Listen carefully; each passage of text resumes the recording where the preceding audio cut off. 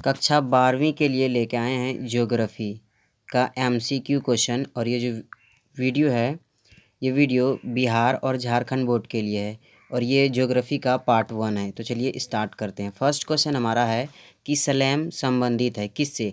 लौह इस्पात उत्पादन से, तांबा उत्पादन से, पेट्रोलियम उत्पादन से या फिर सोना उत्पादन से। तो इसका राइट आंसर जो हो जाएगा वो हो जाएगा ऑप्शन ए, यानी कि लौह इस्पात उत्पादन से। उसके बाद क्वेश्चन सेकंड कह रहा है कि हुबली किस राज्य में स्थित है? आपके पास ऑप्शन है आंध्र प्रदेश, कर्नाटक, गुजरात या फिर तमिलनाडु। तो इसका राइट आंसर जो हो जाएगा वो हो जाएगा ऑप्शन बी, यानी कि कर्नाटक में हुबली स्थित है। उसके बाद क्वेश्चन थर्ड की ओर बढ़ते हैं और क्वेश्चन थर्ड कह रहा है कि उदयपुर किस राज्य में स्थित है? राजस्थान में, गुजरात में, पंजाब में या फिर हरियाणा में। तो उदयपुर जो स्थित है वो है राजस्थान में, यानी कि ऑप्शन ए बिल्कुल सही हो जाएगा। उसके बाद क्वेश्चन फोर्थ की ओर बढ़ते हैं। क्वेश्चन 4 कह रहा है कि सिंगरेली, ठीक है, इसमें सिंगरेनी हो गया है तो सिंगरेली यहाँ पे लिखा है, रियल में सिंगरेली है। तो सिंगरेली किस चीज़ के लिए प्रसिद्ध है?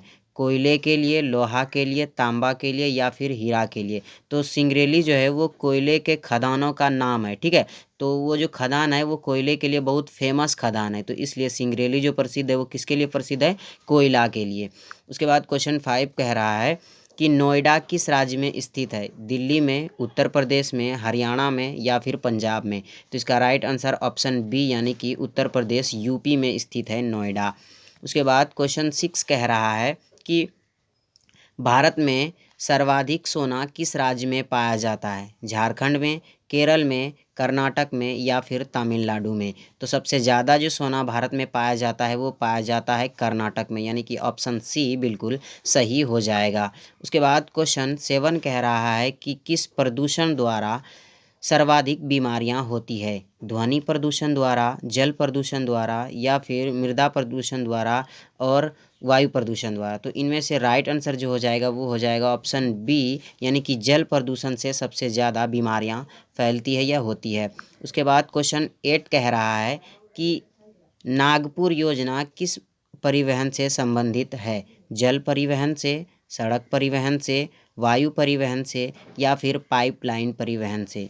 तो क्वेश्चन 8 का जो राइट आंसर हो जाएगा वो हो जाएगा ऑप्शन बी, यानी कि नागपुर योजना जो है वो सड़क परिवहन से संबंधित है। उसके बाद क्वेश्चन 9 कह रहा है कि जनांकीय संक्रमण सिद्धांत किसने दिया? तो जनांकीय संक्रमण सिद्धांत जो दिया था वो दिया था नॉइस्टीन ने, यानी कि ऑप्शन सी बिल्कुल सही हो जाएगा। उसके बाद क्वेश्चन 10 कह रहा है कि निम्न में से कौन खाद्य फसल है?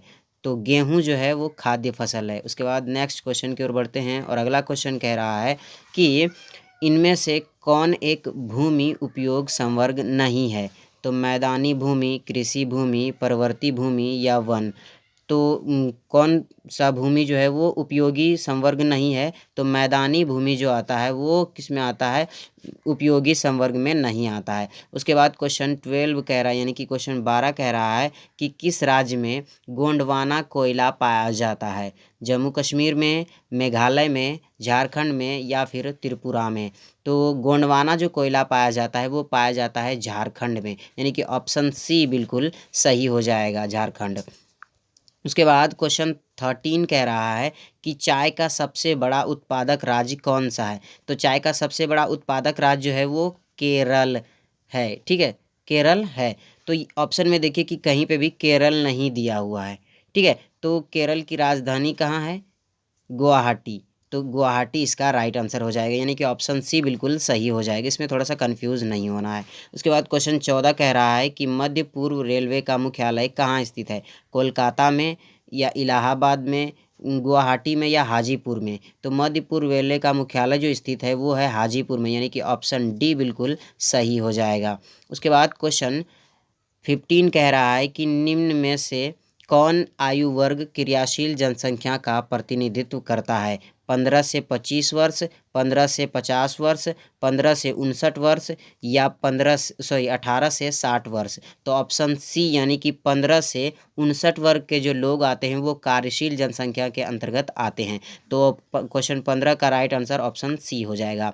उसके बाद क्वेश्चन 16 कह रहा है कि पर्वतीय भागों में किस प्रकार की बस्तियां पाई जाती है। तो पर्वतीय भागों में जो बस्तियां पाई जाती है वो पाई जाती है सीढ़ी नुमा बस्तियां पाई जाती है। उसके बाद क्वेश्चन 17 कह रहा है कि निम्न में कौन जनसंख्या वाला क्षेत्र है। तो जनसंख्या वाला क्षेत्र जो है वो भूमध्य सागरीय प्रदेश नहीं है, उसके बाद ध्रुवीय प्रदेश भी नहीं है, मरुस्थलीय प्रदेश भी नहीं है। तो ऑप्शन डी हो जाएगा, यानी कि दक्षिण पूर्वी क्षेत्र जो है ये क्या है, जनसंख्या वाला क्षेत्र है। उसके बाद क्वेश्चन 18 कह रहा है कि स्वेज नहर निम्न में से किसे जोड़ता है। हिंद महासागर और अरब सागर को जोड़ता है तो नहीं जोड़ता है। उसके बाद ऑप्शन बी में है अटलांटिक सागर एवं प्रशांत सागर, तो इसे भी नहीं जोड़ता है। ऑप्शन सी कह रहा है भूमध्य सागर एवं लाल सागर, तो हाँ इसे जोड़ता है, यानी कि ऑप्शन सी सही हो जाएगा। स्वेज नहर जो है वो व्यापार के लिए 1858 में बनाया गया था, ठीक है। और ये जो भूमध्य सागर और लाल सागर के बीच में थोड़ा सा एक टुकड़ा था, तो वो जाने में उसके लिए बहुत ज़्यादा लंबी दूरी करनी पड़ती थी, तो उसको वहाँ पर काट करके एक स्वेज नहर बना दिया गया था 1858 में, ठीक है। तो लाल सागर और भूमध्य सागर को जोड़ करके बनाया गया था। उसके बाद क्वेश्चन 19 कह रहा है कि विश्व व्यापार संगठन का मुख्यालय कहाँ स्थित है। न्यूयॉर्क में, वियना में या वाशिंगटन में। तो इसका राइट आंसर जो हो जाएगा वो हो जाएगा ऑप्शन डी, जेनेवा में स्थित है। कहाँ है, जेनेवा में। उसके बाद क्वेश्चन 20 कह रहा है कि क्षेत्रफल के दृष्टि से भारत का सबसे बड़ा राज्य कौन सा है। तो क्षेत्रफल की दृष्टि से भारत का सबसे बड़ा राज्य जो है वो राजस्थान है, यानी कि ऑप्शन सी बिल्कुल सही हो जाएगा। उसके बाद क्वेश्चन 21 कह रहा है, 21 कह रहा है कि भारत में जनसंख्या का सर्वाधिक घनत्व कहाँ है। बिहार में, पश्चिम बंगाल में, त्रिपुरा में या झारखंड में। तो 2011 के जनगणना के अनुसार भारत में सर्वाधिक जनसंख्या का जो घनत्व है वो बिहार में स्थित है। कहाँ है, बिहार में, यानी कि ऑप्शन ए बिल्कुल सही हो जाएगा। उसके बाद क्वेश्चन 22 कह रहा है कि भारत में केंद्र शासित प्रदेशों की संख्या कितनी है। पहले जो केंद्र शासित प्रदेशों की संख्या थी वो 7 थी, लेकिन अब जम्मू और लद्दाख को भी केंद्र शासित प्रदेश में जोड़ दिया गया है। तो इसमें से 2 जो हैं वो मतलब इसमें प्लस हो गया, 7 पहले से था और 2 प्लस हुआ, तो यानी कि 9 हो गए। ऑप्शन बी बिल्कुल सही हो जाएगा। उसके बाद क्वेश्चन 23 कह रहा है कि रबड़ किस प्रकार की कृषि का उपज है। रोपण कृषि, भूमध्य सागरीय कृषि या प्रारंभिक अस्थायी कृषि या मिश्रित कृषि। तो ऑप्शन ए यानी कि ये रोपण कृषि है। रबड़ किस प्रकार की कृषि है, तो रोपण कृषि है।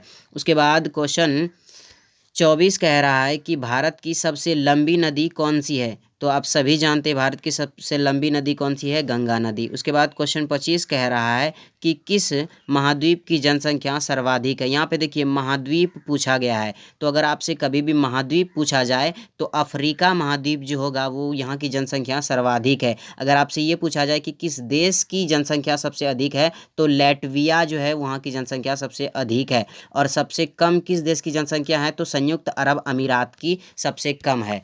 उसके बाद क्वेश्चन 26 कह रहा है कि सोलापुर किस उद्योग के लिए जाना जाता है। लौह इस्पात उद्योग के लिए, एल्यूमिनियम उद्योग के लिए, सीमेंट उद्योग के लिए या फिर सूती वस्त्र के लिए। तो सोलापुर जो मतलब मशहूर है वो सूती वस्त्र के लिए मशहूर है, यानी कि 26 का जो राइट आंसर हो जाएगा ऑप्शन डी हो जाएगा। उसके बाद क्वेश्चन 27 कह रहा है कि जूट का सबसे महत्वपूर्ण उत्पादक क्षेत्र कौन सा है। तो जूट का सबसे महत्वपूर्ण जो उत्पादक क्षेत्र है वो है गंगा डेल्टा, ठीक है। उसके बाद क्वेश्चन 28 कह रहा है कि पाराद्वीपीय बंदरगाह किस राज्य में स्थित है। तमिलनाडु में, उड़ीसा में, केरल में या फिर गुजरात में। तो इसका राइट आंसर जो हो जाएगा वो हो जाएगा उड़ीसा, यानी कि ऑप्शन बी जो हो जाएगा वो बिल्कुल सही हो जाएगा। तो यहाँ से हमारा जो 28 क्वेश्चन था ये पूरा कवर हो गया है। अगर वीडियो पसंद आए तो लाइक कीजिए, और अगर आपका कोई डाउट है तो कमेंट में हमें बता दीजिए। और चैनल पर पहली बार आए हैं तो सब्सक्राइब करना आपको बनता है, तो सब्सक्राइब कर दीजिए।